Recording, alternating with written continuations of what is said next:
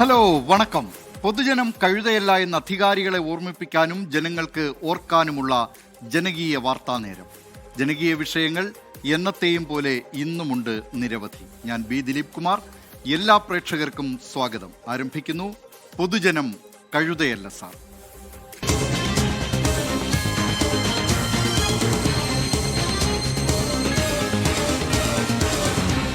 പൊതുജനം കഴുതയല്ല സാർ. രാഷ്ട്രീയത്തിൽ ഇത് കൂടുവിട്ട് കൂടുമാറ്റത്തിന്റെ കാലം. ആം ആദ്മി പാർട്ടിക്കും തൃണമൂൽ കോൺഗ്രസിനും ശിവസേനയ്ക്കും എന്ത് സംഭവിച്ചെന്ന് നമ്മൾ കണ്ടതാണ്. തൊട്ടപ്പുറം തമിഴ്നാട്ടിലും ചിലതൊക്കെ സംഭവിക്കുന്നുണ്ട്.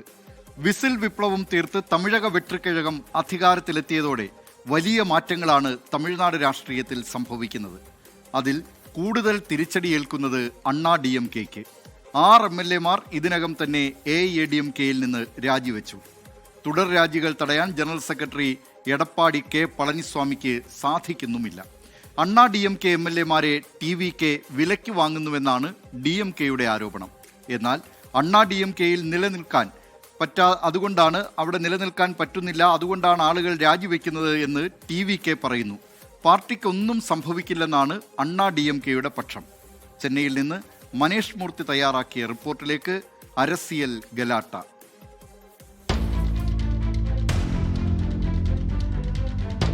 കേവല ഭൂരിപക്ഷമില്ലാതെ ഭരണത്തിലേറാൻ തമിഴക വെട്രിക്കഴകം ശ്രമം ആരംഭിച്ചതു മുതൽ തന്നെ തമിഴ് രാഷ്ട്രീയം മാറിത്തുടങ്ങി. TVKയ്ക്ക് ആദ്യം തന്നെ കൈകൊടുത്തു കോൺഗ്രസ്, പിന്നാലെ മുസ്ലിം ലീഗും VCKയും. ഇടതു പാർട്ടികൾ പുറത്തുനിന്ന് പിന്തുണ നൽകി. അങ്ങനെയാണ് C. ജോസഫ് വിജയ് മുഖ്യമന്ത്രിയാകുന്നത്. അവിടെയും തീർന്നില്ല. 3 പതിറ്റാണ്ടായി DMKയ്ക്കൊപ്പം നിന്നിരുന്ന MDMKയും സഖ്യം വിട്ടു. ഇതോടെ DMK നേതൃത്വം നൽകിയിരുന്ന മതനിരപേക്ഷ മുന്നണി ഇല്ലാതായി തമിഴ്നാട്ടിൽ.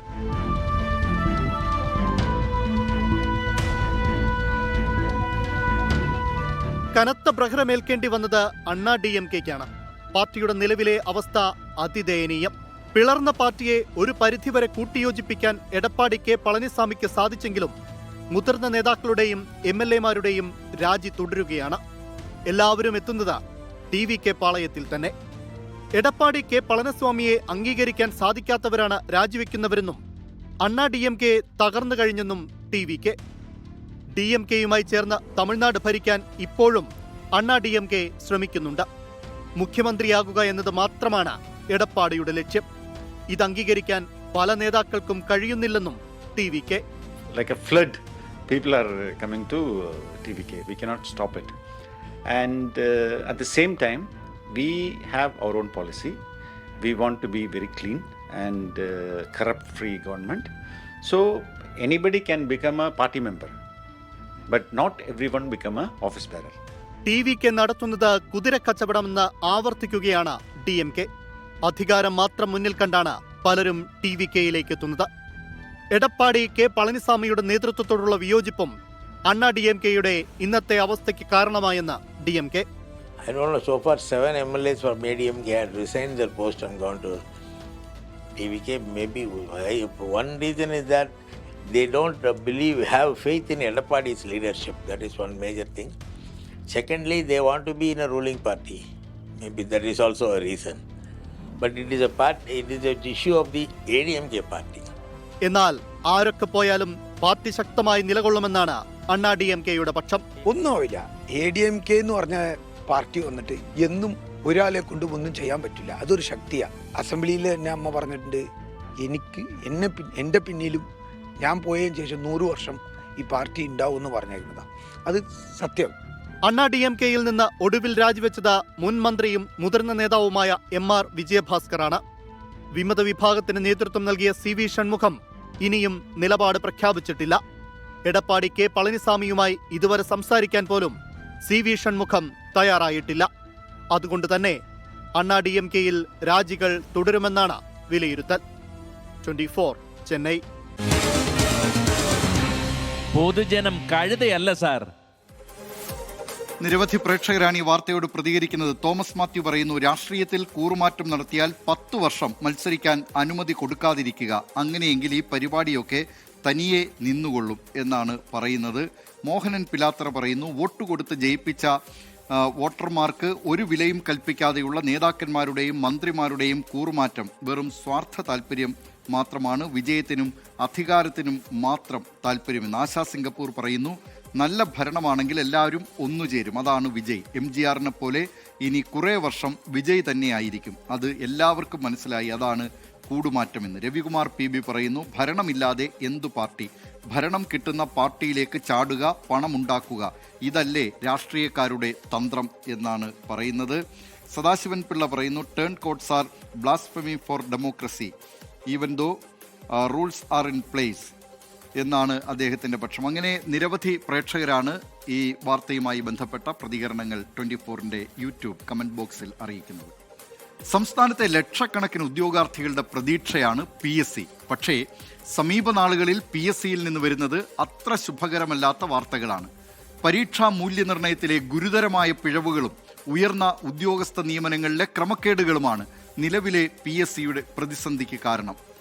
ആസൂത്രണ ബോർഡ് നിയമനങ്ങളുമായി ബന്ധപ്പെട്ട അട്ടിമറികളാണ് ഇപ്പോൾ വിവാദങ്ങൾക്ക് തിരികൊളുത്തിയിരിക്കുന്നത്. വിഷയത്തിൽ വലിയ പ്രതിഷേധമുയരുന്ന സാഹചര്യത്തിൽ ഉന്നതതല അന്വേഷണം ആവശ്യപ്പെട്ട് നിരവധി പരാതികളാണ് ദിനം പ്രതി മുഖ്യമന്ത്രിക്ക് ലഭിക്കുന്നത്.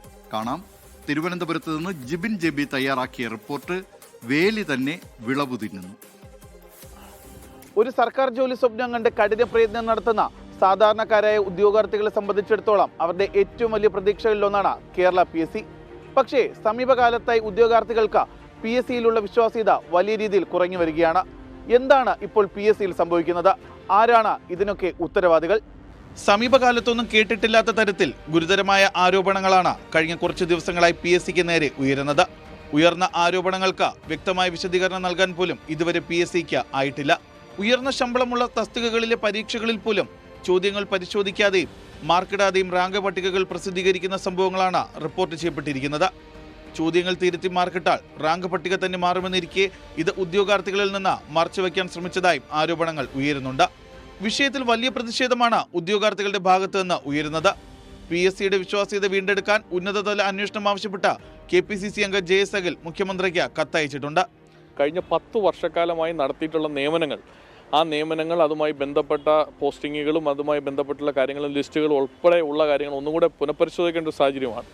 ആഭ്യന്തര വിജിലൻസ് ഈ കേസ് അന്വേഷിക്കാനായിട്ട് PSC തീരുമാനം എടുത്തിരിക്കുകയാണ്. പക്ഷേ ഈ ആഭ്യന്തര വിജിലൻസിൻ്റെ കുഴപ്പമെന്ന് വെച്ചാൽ ഈ ചെയർമാൻ്റെ കീഴിൽ വരുന്നൊരു ബോഡിയാണ്. അപ്പോൾ അതിനകത്ത് വരുന്ന എൻക്വയറിക്ക് അത്രമാത്രം പ്രസക്തി ഉണ്ടാവുള്ളൂ. അതുകൊണ്ട് ഇത് വിജിലൻസ് അതീതമായി ഈ വിഷയത്തിൽ അന്വേഷണം നടത്തുകയും ഇതിലെ കുറ്റക്കാരായിട്ടുള്ള ആളുകൾ, ഇത് ഉദ്യോഗസ്ഥർ മാത്രമല്ല ഇതിൻ്റെ ഉന്നത തലത്തിലുള്ള ആളുകളും കഴിഞ്ഞ സംസ്ഥാന സർക്കാരിൻ്റെ ഭാരവാഹികൾ ഉൾപ്പെടെയുള്ള ആളുകൾക്ക് ഇതിനകത്ത് പങ്കുണ്ട് എന്നുള്ളത് തന്നെയാണ് ഞങ്ങൾക്ക് മനസ്സിലാക്കാൻ കഴിയുന്നത്. ഭരണകക്ഷി അനുകൂലികളെയും രാഷ്ട്രീയ നോമിനികളെയും പ്രധാന തസ്തികകളിൽ നിയമിക്കുന്നതിനായി അഭിമുഖങ്ങളിലും യോഗ്യതകളിലും കൃത്രിമം കാണിക്കുന്നതായും ആക്ഷേപം ഉയരുന്നുണ്ട്. അതിനകത്തൊക്കെ ഏതെങ്കിലും തരത്തിലുള്ള അട്ടിമറി നടന്നിട്ടുണ്ടെങ്കിൽ ആ കുറ്റക്കാരെ നിയമത്തിന് മുന്നിൽ കൊണ്ടുവരിക എന്നുള്ള ഒറ്റ ഉദ്ദേശ ലക്ഷ്യത്തോടു കൂടി തന്നെയാണ് ഈ പരാതി നൽകിയിരിക്കുന്നത്.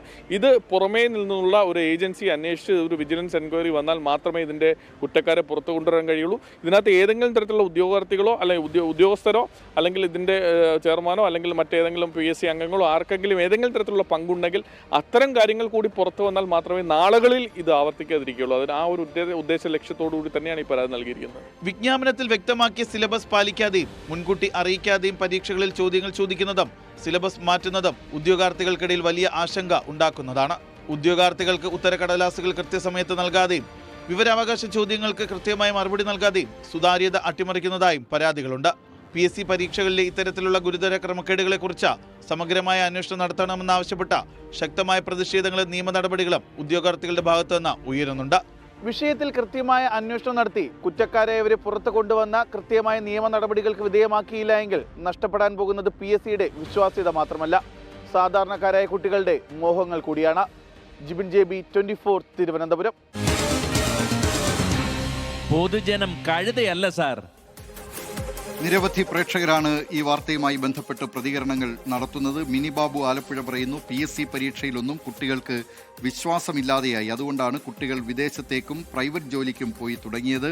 സർക്കാർ ജോലി ഒരു സ്വപ്നം മാത്രമായി കുട്ടികൾക്കെന്നാണ് സീന മുഹമ്മദ് പറയുന്നു. PSC എഴുതി കാത്തിരിക്കുന്നതിലും ഭേദം ശസ്ത്രക്രിയാ പിഴവ് വല്ലതും സംഭവിക്കുന്നതാണ് എന്ന്. എബ്രഹാം തോമസ് പറയുന്നു, വന്നു ക്രമക്കേടുകളില്ലാത്ത ഒരു പരീക്ഷാഫലം പോലും ഇല്ലല്ലോ എന്ന്. ആ നിലയിൽ നിരവധി പ്രേക്ഷകർ, വനജ PR പറയുന്നു, എത്രമാത്രം കഷ്ടപ്പെട്ടാണ് കുട്ടികൾ പഠിക്കുന്നത്, ജോലി സ്വപ്നം കാണുന്ന കുട്ടികൾ, അവരുടെ വിഷമം ആരോട് പറയും എന്ന് ഓമന കൃഷ്ണൻ പറയുന്നു.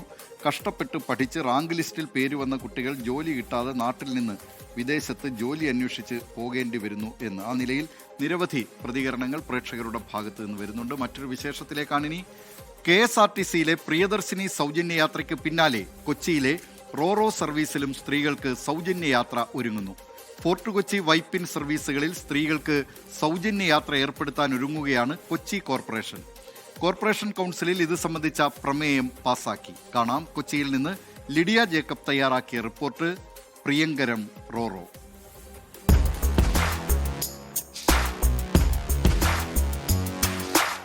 KSRTC പ്രിയദർശിനി പദ്ധതിയുടെ വലിയ സ്വീകാര്യതയ്ക്ക് ശേഷമാണ് വീണ്ടും ജനപ്രിയ പ്രഖ്യാപനം. സ്ത്രീകൾക്ക് കൈത്താങ്ങും കരുത്തുമേകുന്ന പദ്ധതിയുടെ പ്രാരംഭ നടപടികളിലാണ് കൊച്ചി കോർപ്പറേഷൻ.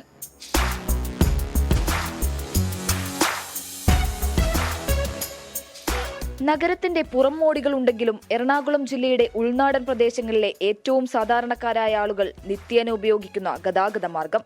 ദിവസേന 100 കണക്കിന് സ്ത്രീകളും കുട്ടികളുമാണ് റോറോ സർവീസുകളെ ആശ്രയിക്കുന്നത്. നിലവിൽ ഒരാൾക്ക് 3 രൂപയാണ് ടിക്കറ്റ് നിരക്ക്. ഇത് സ്ത്രീകൾക്കിനി സൗജന്യമാകും. എന്നാൽ വനിതകൾ ഓടിക്കുന്ന വാഹനങ്ങൾക്ക് സൗജന്യം ബാധകമാകില്ല. നല്ല കാര്യമല്ലേ, എല്ലാവർക്കും സൗകര്യമായിട്ടൊക്കെ പോകാമല്ലോ. സൗജന്യയാത്ര വളരെ ഉപകാരമാണ്. പിന്നെ 2 വീലറിനും കൂടി അത് കൊടുത്താൽ വളരെ നന്നായിരിക്കും. നല്ല കാര്യമാണ്, ഇല്ലാന്ന് പറഞ്ഞാൽ എല്ലാം നല്ല കാര്യങ്ങളും ചെയ്യണതൊക്കെ. പക്ഷെ നമ്മൾ ഈ 60 വയസ്സ് മുതലുള്ളവർക്ക് ഒരു എക്സ്പ്രഷൻ ചെയ്താൽ ഉപകാരമായിരിക്കും. അതും ഫ്രീ ആണെന്ന് പറയുമ്പോൾ എല്ലാവർക്കും സന്തോഷമാണല്ലോ. അങ്ങോട്ട് ചെല്ലുക, പൈസ ഇല്ലെങ്കിലും അങ്ങോട്ട് കയറാം, അത്രേ ഉള്ളൂ. കഴിഞ്ഞ ദിവസം നടന്ന കോർപ്പറേഷൻ കൗൺസിലിൽ സൗജന്യ യാത്ര സംബന്ധിച്ച പ്രമേയം പാസാക്കി. പദ്ധതിയുടെ സാമ്പത്തിക കാര്യങ്ങളും നടത്തിപ്പും മറ്റ് തുടർ നടപടികളും ഉടൻ തീരുമാനിക്കും. കൊച്ചി കോർപ്പറേഷന്റെ കീഴിലാണെങ്കിലും കേരള ഉൾനാടൻ ജലഗതാഗത കോർപ്പറേഷനാണ് റോറോ സർവീസ് നടത്തുന്നത്. സർവീസ് നഷ്ടത്തിലാണെന്ന ആരോപണവും ഉയരുന്നുണ്ടെങ്കിലും കണക്കുകൾ കോർപ്പറേഷൻ അംഗീകരിക്കുന്നില്ല. 50 യാത്രക്കാർക്കാണ് ഒരു റോറോയിൽ ഒരു സർവീസിൽ കയറാൻ പറ്റുന്നത്. അതിൽ സ്ത്രീകളായിട്ട് കയറുന്ന ആളുകൾക്കുള്ള ഫ്രീ സർവീസാണ് നമ്മൾ ഇപ്പോൾ പറഞ്ഞിരിക്കുന്നത്. റോറോ സർവീസ് കഴിഞ്ഞ 12 വർഷമായിട്ടും നഷ്ടത്തിലോടുന്നൊരു സർവീസാണെന്നാണ് KSNC പറയുന്നത്. കൊച്ചിൻ കോർപ്പറേഷൻ ഈ ഭരണസമിതി വന്നതിന് ശേഷം ഞങ്ങളത് പുതിയൊരു ഏജൻസിയെ ഏൽപ്പിക്കുന്നതിനെ കുറിച്ചോ അല്ലെങ്കിൽ SPV രൂപീകരണം പൂർത്തീകരിച്ച് കൊച്ചി നഗരസഭ നടത്തുന്നതിനെക്കുറിച്ചോ ആലോചിക്കുന്നുണ്ട്. അത് വളരെ സീരിയസ് ആയിട്ട് ആലോചിക്കുന്നൊരു കാര്യമാണ്. അങ്ങനെ വരുമ്പോൾ തീർച്ചയായും ഈ നാട്ടിലെ സ്ത്രീകൾക്ക് ഒരു വനിതാ മേയർ എന്ന രീതിയിൽ സ്ത്രീകൾക്കൊപ്പം അവരുടെ കുടുംബ ബഡ്ജറ്റിൽ ചെറിയൊരു സഹായം ഞങ്ങൾക്ക് ചെയ്യാൻ പറ്റുമെങ്കിൽ അത് ചെയ്യണമെന്ന ഉദ്ദേശത്തോടു കൂടി തന്നെയാണ് ഇന്നലെ പ്രമേയം വന്നപ്പോൾ നമ്മളത് ഐക്യകണ്ഠേനയാണ് അത് അംഗീകരിച്ചിരിക്കുന്നത്.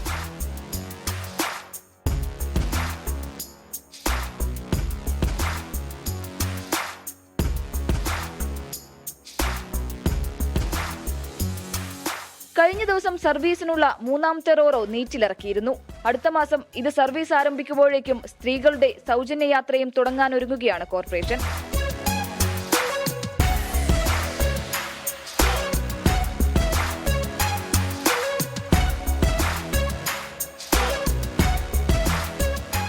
കേവലം 3 രൂപയുടെ ടിക്കറ്റ് സൗജന്യം നൽകുന്നു എന്നതിലല്ല, ഈ സ്ത്രീകളെ കൂടി സർക്കാർ ചേർത്തു പിടിക്കുന്നു എന്നുള്ളതാണ് ഏറ്റവും പ്രധാനപ്പെട്ട കാര്യം.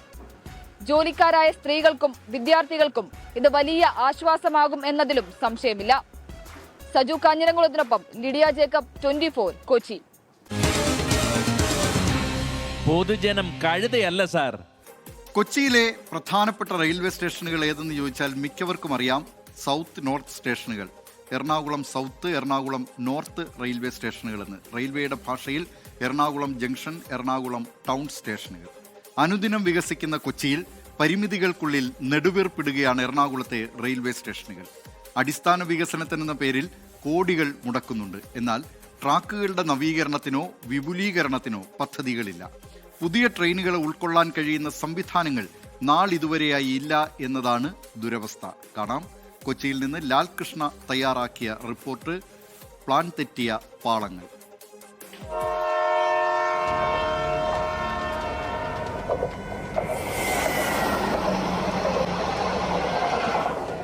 എറണാകുളത്തെ സംബന്ധിച്ച് യാത്രാ സൗകര്യങ്ങൾക്ക് ഒന്നിനൊന്ന് മികച്ച സംവിധാനങ്ങളുണ്ട്. അതിൽ തന്നെ പ്രധാനപ്പെട്ടതായി റെയിൽവേ സ്റ്റേഷനുകൾ 3 എണ്ണമാണ്. Ernakulam junction, Ernakulam town, Aluva. പ്രതിവർഷം 2 കോടിയിലേറെ പേരാണ് സൗത്ത് റെയിൽവേ സ്റ്റേഷനിൽ നിന്ന് മാത്രം കേരളത്തിൽ അങ്ങോളം ഇങ്ങോളം യാത്ര ചെയ്യുന്നത്. അതിൻ്റെ പകുതിയോളം വരും നോർത്ത് റെയിൽവേ സ്റ്റേഷനിൽ നിന്ന്. അതായത് ദൂരയാത്രക്കാരുടെ പ്രധാന യാത്രാമാർഗമാണ് റെയിൽവേ. എന്നാൽ അതിനുതകുന്നതുണ്ടോ ഇവിടുത്തെ വികസനം എന്നതാണ് ചോദ്യം. കോടികൾ മുടക്കിയുള്ള വികസനമാണ് നോർത്ത് സൗത്ത് സ്റ്റേഷനുകളിൽ നടക്കുന്നത്. പക്ഷേ യഥാർത്ഥ പ്രശ്നം ട്രാക്കുകൾ ഇനിയും വിപുലീകരിക്കാനാകില്ല എന്നുള്ളതാണ്. അവിടെ ഒരു ചുവന്ന സിഗ്നലാണ്, ദാ ആ കാണുന്ന പോലെ.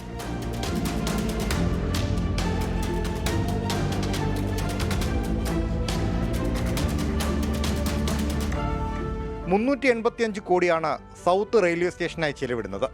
കോടികളുടെ നവീകരണം, നിർമ്മാണം, എസ്കലേറ്റർ എന്നിവയാണ് പദ്ധതിയിലുള്ളത്. എന്നാൽ ട്രാക്കിലേക്ക് ഇതൊന്നും നടക്കുന്നില്ല. 6 ട്രാക്കുകളുണ്ടെങ്കിലും ഫലത്തിൽ 2 ട്രാക്കിൻ്റെ ഗുണം മാത്രമാണ് നിലവിൽ ലഭിക്കുന്നത്. സ്ഥലപരിമിതി വലിയ പ്രശ്നമാണ്.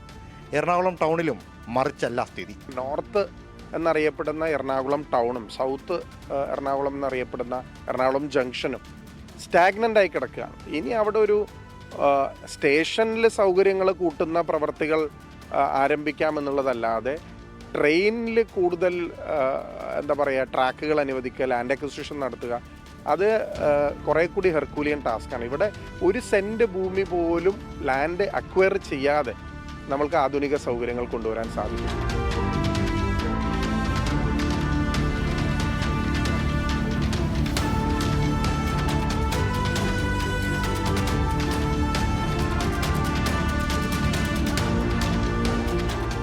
പൊന്നുരുന്നിയിൽ പുതിയ റെയിൽവേ സ്റ്റേഷൻ എന്നതാണ് പ്രതീക്ഷ. എറണാകുളം സെൻട്രൽ എന്ന രീതിയിൽ കോട്ടയം, ആലപ്പുഴ റൂട്ടുകളിലേക്ക് പോകുന്ന വാഹനങ്ങളെ ഉൾക്കൊള്ളാനാകും. ഭാവിയിൽ വന്ദേ ഭാരത് ഉൾപ്പെടെയുള്ള ട്രെയിനുകളുടെ അറ്റകുറ്റപ്പണിയും നടത്താമെന്നാണ് കണക്കുകൂട്ടൽ. എന്നാൽ പുതിയ ട്രെയിനുകൾ അനുവദിച്ചാൽ പോലും അവയെ സ്വീകരിക്കാൻ നിലവിലുള്ള സംവിധാനങ്ങൾക്കാകില്ല. 22 കോച്ചുകൾ ഉൾക്കൊള്ളുന്ന വലിയ ട്രെയിനുകൾക്ക് പുറമെ വന്ദേ ഭാരത് ട്രെയിനുകൾ കൂടുതൽ ബോഗികളുമായി എത്തുമ്പോൾ സംവിധാനങ്ങളുടെ അപര്യാപ്തത വ്യക്തമാണ്. കോടികളുടെ വികസനം ട്രാക്കിന് പുറത്തു നടത്തുമ്പോഴാണ് കോടിക്കണക്കിന് ആളുകൾ ട്രെയിൻ കാത്തു നിൽക്കുന്നത്. അപ്പോഴും ഭാവിയിൽ വന്നേക്കാവുന്ന റെയിൽവേ സ്റ്റേഷനിലാണ് പ്രതീക്ഷയുടെ അമിതഭാരം മുഴുവൻ. പ്രതീക്ഷയുടെ ചൂളം വിളി ഇനിയും ഒരുപാട് കേൾക്കണം എന്നുണ്ട് കൊച്ചിക്ക്. പക്ഷേ പ്രതിസന്ധിയായി നിൽക്കുന്നത് അടിസ്ഥാന സൗകര്യങ്ങളുടെ അപര്യാപ്തത തന്നെയാണ്. ക്യാമറമാൻ ഷിജു ചവറയ്ക്കൊപ്പം ലാൽകൃഷ്ണ, 24 കൊച്ചി. പൊതുജനം കഴുതയല്ല സാർ. നിരവധി പ്രേക്ഷകർ ഇത് സംബന്ധിച്ച് ഈ വാർത്തയോട് പ്രതികരിക്കുന്നുണ്ട്. അതിനു മുമ്പ് നൌഷാദ് പുന്നത്തല പറയുന്നു, ഒതുക്കുങ്കൽ കാരാത്തോട് റോഡിൽ മൂലപ്പറമ്പിൽ വാഹനങ്ങൾക്ക് പോകാൻ കഴിയാത്ത വിധം റോഡ് പൊട്ടിപ്പൊളിഞ്ഞു കിടക്കുകയാണ്. അറ്റകുറ്റപ്പണി നടത്തി റോഡ് ഗതാഗത യോഗ്യമാക്കണം എന്ന ആവശ്യമാണ്. എനിക്ക് തോന്നുന്നു ഈ സ്ഥലം ഒതുക്കുങ്കൽ വേങ്ങര മണ്ഡലത്തിലാണ്, മലപ്പുറത്തെ. അവിടുത്തെ MLA മന്ത്രി കൂടിയാണ് KM ഷാജി. അദ്ദേഹത്തിൻ്റെ മണ്ഡലത്തിലാണ് എന്നാണ് തോന്നുന്നത്. ഏതായാലും ഇനി അദ്ദേഹത്തിൻ്റെ മണ്ഡലം അല്ലെങ്കിൽ പോലും അദ്ദേഹത്തിന് തദ്ദേശ മന്ത്രി എന്ന നിലയിൽ ഇടപെടാൻ കഴിയുന്നതാണ്. ഈ വിഷയത്തിൽ ആ നാട്ടുകാർ ഉന്നയിക്കുന്ന, നൌഷാദ് പുന്നത്തല ഉന്നയിക്കുന്ന ആ വിഷയം പരിഹരിക്കുന്നതിനാവശ്യമായ നടപടി സ്വീകരിക്കും എന്ന് പ്രതീക്ഷിക്കാം. അതുപോലെ തന്നെ അവിടുത്തെ തദ്ദേശ സ്ഥാപനങ്ങളും ആ നിലയിൽ പ്രവർത്തിക്കും എന്ന് കരുതാം.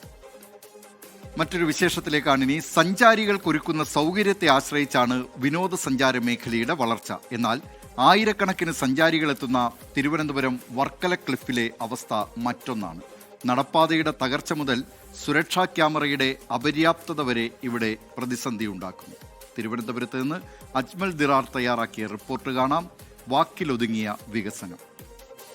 തടസ്സങ്ങളില്ലാതെ നടക്കുവാനുള്ള അവകാശം പൗരന് ഭരണഘടന ഉറപ്പ് നൽകുന്നതാണെന്നും കാൽനടയാത്രക്കാരൻ്റെ സൗകര്യമാണ് പ്രധാനമെന്നും ഹൈക്കോടതി ചൂണ്ടിക്കാട്ടിയത് കഴിഞ്ഞ ദിവസമാണ്.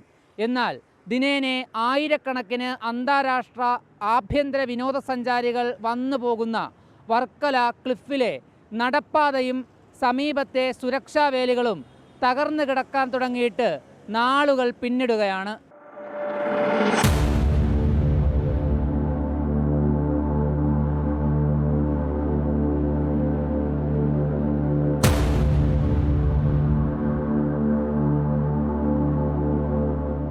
ഈ കണ്ടത് അന്താരാഷ്ട്ര ടൂറിസ്റ്റ് ഭൂപടത്തിൽ ഇടം പിടിച്ച വർക്കല പാപ്പനാശത്തെ ഹെലിപ്പാഡ് മുതൽ തിരുവമ്പാടി വരെയുള്ള നടപ്പാതയാണ്. ഇവിടെ പാത തകരുകയും സുരക്ഷാവേലികൾ കടലിലേക്ക് പതിക്കുകയും ചെയ്തിട്ട് നാളുകൾ പിന്നിടുകയാണ്. കാൽനടയാത്ര തന്നെ അതീവ അപകട നിലയിലായ ഇവിടെ അധികൃതർ താൽക്കാലിക സജ്ജീകരണം എന്ന നിലയിൽ സ്ഥാപിച്ചതാകട്ടെ മുളകളും തടികളും ഉപയോഗിച്ച് നിർമ്മിച്ച വേലി.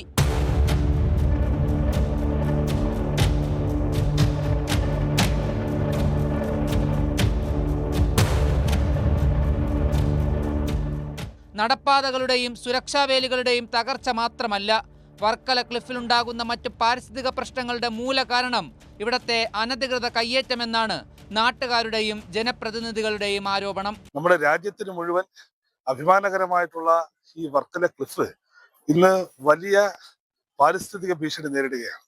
നമ്മളിപ്പോ അതിന് മുമ്പിലാണ് ഇവിടെ നിൽക്കുന്നത്. ഇപ്പൊ തന്നെ വളരെ അപകടകരമായിട്ടുള്ള സാഹചര്യമാണ് ഈ ക്ലിഫ്. ഇത് ലോകത്ത് യുനെസ്കോയുടെ പൈതൃക പട്ടികയിൽപ്പെട്ടതാണ്. ജിയോളജിക്കൽ സർവേ ഓഫ് ഇന്ത്യ ഏറ്റവും അധികം സംരക്ഷിക്കപ്പെടേണ്ടതാണെന്നുള്ള പട്ടികപ്പെടുത്തിയതാണ്. അപ്പൊ വലിയധികം പ്രാധാന്യമുള്ള അന്താരാഷ്ട്ര രംഗത്ത് തന്നെ നമുക്ക് അഭിമാനകരമായിട്ടുള്ള ഒരു പ്രദേശമാണിത്. കൂടാതെ പരിസ്ഥിതി സംരക്ഷണ നിയമങ്ങളെ അവഗണിച്ചുകൊണ്ട് ക്ലിഫ് മേഖലയിലെ അനധികൃത നിർമ്മാണങ്ങൾ വർഷങ്ങളായി തുടരുകയാണെന്നും ഇവ ഈ പ്രദേശത്തിന്റെ സ്വാഭാവിക ഘടനയെ തന്നെ തകർക്കുകയാണെന്നും നാട്ടുകാർ ആരോപിക്കുന്നു. കഴിഞ്ഞ ദിവസം ജില്ലാ കളക്ടറുടെ ഉത്തരവിനെ തുടർന്ന് ക്ലിഫ് മേഖലയിലെ 64 അനധികൃത നിർമ്മാണങ്ങൾ പൊളിച്ചു നീക്കുന്നതിനായി നഗരസഭാ ഉദ്യോഗസ്ഥർ എത്തിയെങ്കിലും റിസോർട്ട് ഉടമകളും നടത്തിപ്പുകാരും നടത്തിയ പ്രതിഷേധവും ആത്മഹത്യാ ഭീഷണിയും കാരണം ഉദ്യോഗസ്ഥർക്ക് മടങ്ങേണ്ടി വന്നിരുന്നു. ഇവ കൂടാതെ പ്രദേശത്ത് വഴിവിളക്കുകളും ഭൂരിഭാഗം നിരീക്ഷണ ക്യാമറകളും കണ്ണടച്ചിട്ട് മാസങ്ങളേറെയായി. സമീപത്തെ റെസ്റ്റോറൻറ്റുകളുടെയും റിസോർട്ടുകളുടെയും വെളിച്ചമാണ് യാത്രക്കാർക്ക് ഏക ആശ്രയം. നമ്മുടെ അന്താരാഷ്ട്ര ടൂറിസ്റ്റ് കേന്ദ്രമായ വർക്കലയില് പാപനാശത്തും ക്ലിഫുകളിലും തെരുവിളകൾ കത്താതായിട്ട് മാസങ്ങളായി. അത് പ്രധാനപ്പെട്ട നമ്മുടെ ടൂറിസം ഡിപ്പാർട്ട്മെന്റിന്റെ കുറച്ച് തെരുവിളകൾ വെച്ചിട്ടുണ്ട്. കൂടാതെ നമ്മുടെ ഇലക്ട്രിസിറ്റി ബോർഡിന്റെ പോസ്റ്റുകളിലുമുണ്ട്. നഗരസഭയാണ് ഇത് കത്തിക്കുന്നതിന് ചുമതലയുള്ളത്. ഇത് മാസങ്ങളായിട്ട് പ്രകാശിക്കാതായിട്ടുണ്ട്. അതുപോലെ തന്നെ ക്യാമറകൾ പോലീസ് ഡിപ്പാർട്ട്മെന്റ് പോലീസിന്റെ നിരീക്ഷണത്തിനും ഒക്കെ ആയിട്ട് ഇവിടെ നിരവധി ക്യാമറകൾ ടൂറിസം മേഖലയിൽ ഉൾപ്പെടെ സ്ഥാപിച്ചിട്ടുണ്ട്. അതും പ്രവർത്തിക്കാതായിട്ട് മാസങ്ങളായി. പലതും മോഷണം പോയിട്ടുണ്ട് എന്നുള്ളതാണ്. മറ്റേ ഈ രാത്രി ഇരുട്ടിന്റെ മറവിൽ സ്ത്രീകളെ ഉപദ്രവിക്കുന്ന ഒരുപാട് സംഭവങ്ങൾ വർക്കലയുണ്ടായിട്ടുണ്ട്. സർക്കാരിന്റെ ഖജനാവ് നിറയ്ക്കുന്ന ഒരു വിനോദസഞ്ചാര കേന്ദ്രം. അവിടെ എത്തുന്ന സഞ്ചാരികളുടെ സുരക്ഷിത നടത്തം മുതൽ അടിസ്ഥാന സൗകര്യങ്ങൾ ഒരുക്കുന്നതിൽ വരെ അധികൃതർ പരാജയപ്പെട്ടിരിക്കുന്നു. തടസ്സങ്ങൾ നീക്കി സഞ്ചാരികളുടെ ഈ അനിവാര്യമായ ആവശ്യങ്ങളെ സർക്കാർ എത്രയും പെട്ടെന്ന് ഒരുക്കി നൽകുമെന്ന് പ്രതീക്ഷിക്കാം. അജ്മൽ ദിറാർ, 24, തിരുവനന്തപുരം. പൊതുജനം കഴുതയല്ല സാർ.